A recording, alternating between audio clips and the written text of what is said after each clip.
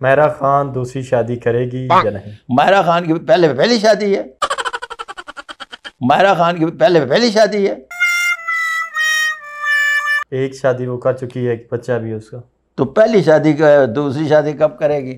निकाह हो चुकी है ना वो शादी, डिवोर्स हो चुकी है बड़े लंबे अरसे से। मैं आपको एक बात बताऊं कि जिस भी बंदे के मैंने हैंड प्रिंट नहीं लिए होते हैं उस बंदे के बारे में मैं बिल्कुल बात नहीं करता, इसलिए कि ये तो निजूमियों का काम है। नानी दा पूछ लो, चाची दा पूछ लो, मामे दा पूछ लो, ओनू पूछ लो कि साडा एक दोस्त सी समंदरों पार गया है।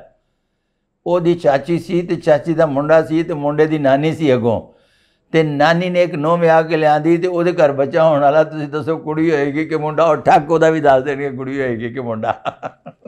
मायरा खान की पहली शादी है। एक शादी वो कर चुकी है, एक बच्चा भी है उसका। तो पहली शादी का दूसरी शादी कब करेगी?